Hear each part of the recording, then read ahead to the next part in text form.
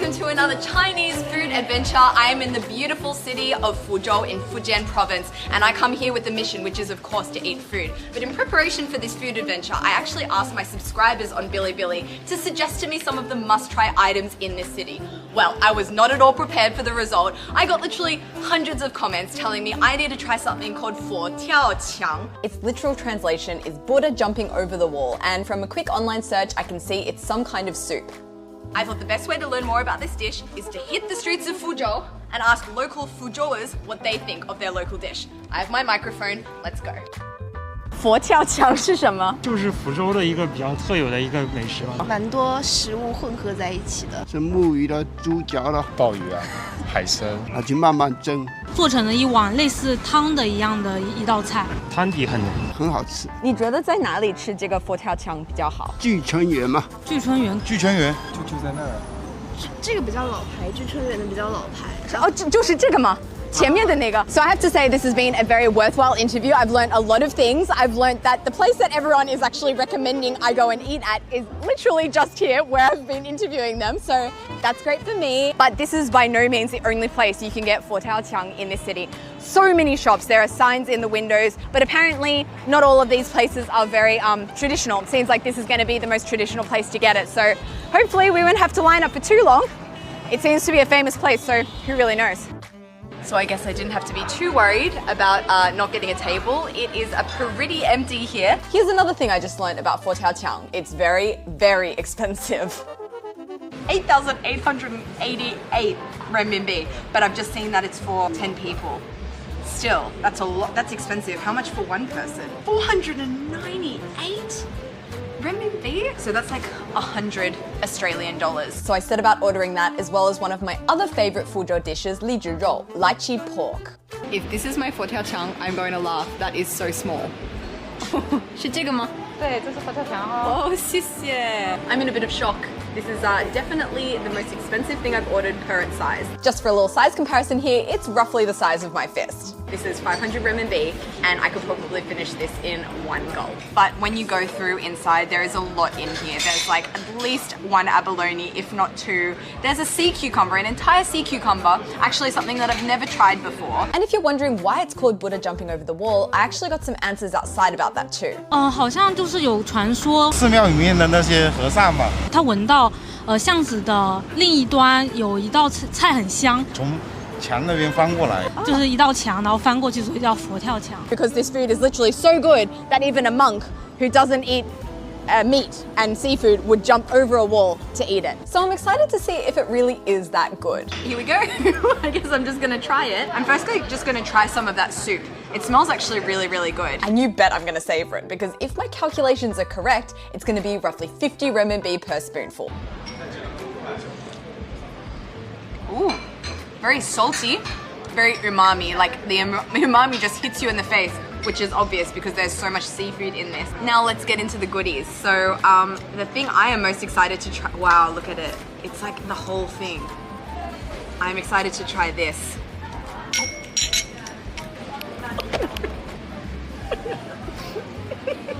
Oh my. A few minutes later. Oh my goodness. This has been a weird series of events. So as you may have just seen, I actually just dropped my sea cucumber on the floor. Not my finest moment. I did have a mini breakdown about it, not gonna lie. I was so excited to eat it, and then obviously I couldn't eat it once it's on the floor. But then what followed was even crazier. So someone came up to me and I thought they had seen me drop my sea cucumber on the floor. I was like mortified. But then they were like, 拍照给你底碟换漂亮的底碟 ，OK？ oh, okay. 装饰漂亮一点。Oh. 好不好？待会服务费给你免。Oh, and I'm like, oh, like the angels are singing, the angels are looking out for me, so I'm gonna get a second chance at 佛跳墙. This is the weirdest. While they prepared my second $100 pot of soup, my lychee pork arrived, and would you check out that glorious orange color? This is a dish that I know I'm just gonna love because I'm a foreigner, and like most foreigners, I really like that sweet and sour flavor profile. I think it makes me nostalgic for the Chinese food I grew up with in Australia. It's just kind of just like comfort food. So it's packed with lychees. I think this is a lychee. Let me try. Oh, it's not. It's water chestnut, which I'm actually happier about because all those lychees would have made this ultra sweet. But with that water chestnut, It's a really nice texture. Listen how crunchy. Now let's actually try some of that pork. It's really good. But this actually takes it to another level because that pork actually has kind of a bacony taste to it. So it's also a little bit smoky, not only sweet and sour, but it's also smoky. Oh, it's so good. I'm gonna need to order some rice to go with this. Okay, now I can truly enjoy this dish like I did in my childhood. And here we go. My second bowl of佛跳墙 has arrived. Let's pay this moment the respect it deserves.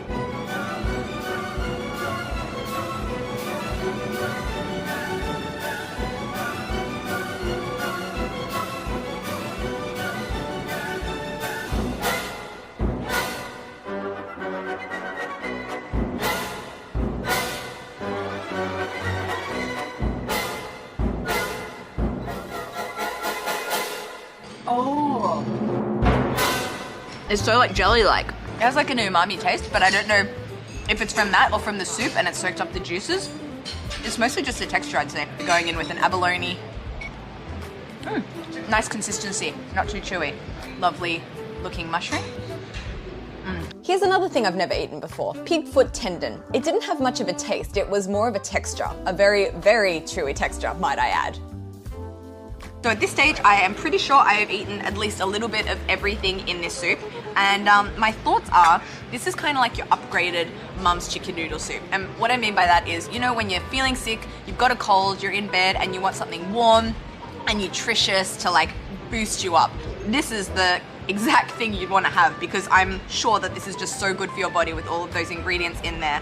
Obviously not good for people with gout. This would probably be a person with gout's worst nightmare. But for me, it's definitely very appealing if I was to be sick. But even more appealing if I was sick and I had a lot of money. Until that day comes, I'm going to finish every little drop of this soup here. That is definitely not a dinner I'll be forgetting anytime soon. Memorable for more ways than one, I would have to say. Holy moly, I cannot believe I dropped my freaking sea cucumber on the ground. Oh, but I have to say I don't feel like in my heart and in my soul that this food adventure is over yet because I'm only here in Fuzhou for one day and there are still so many things that I want to eat. So I'm thinking we should go find us some fish balls. So one thing is certain, here in Fuzhou, you don't have to walk very far before you come across a shop that sells fish balls.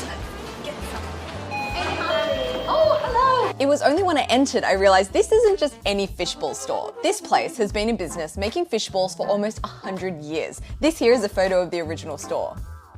Even though I'm so full from the meal we've just had, I've even got takeaway here. I have to have fish balls because I cannot come to Fuzhou and not order fish balls. It's like if I went to Paris and didn't have a croissant. So I've been to Fuzhou once before and I have had fish balls. Oh, there's something on the inside. What is it on the inside? Pork.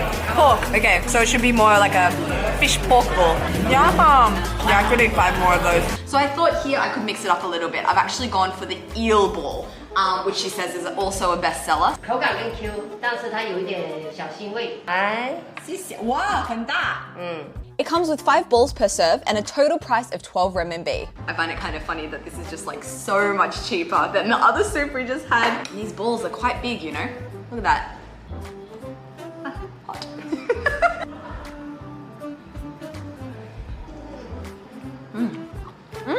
She said it was going to be fishier than the normal fish ball.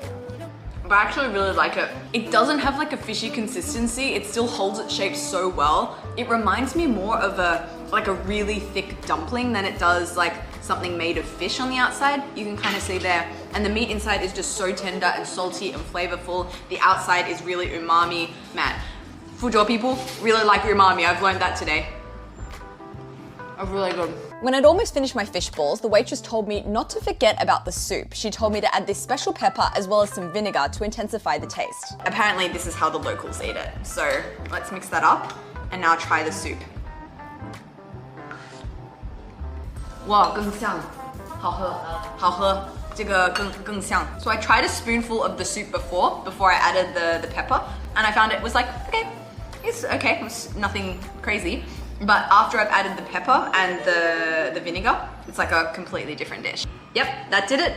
I am officially full, and that brings us to the end of our Fuzhou food adventure. And what an adventure it has been. Sometimes it's just interesting how things work out. You know, The angels have their plan. I wish I had another day here in Fuzhou to explore more foods and have more snacks, but unfortunately I do have to head off tomorrow. But thank you for watching. Please subscribe, hit that like button, leave a comment if you feel so inclined. 一键三连. I'll see you next time. Goodbye.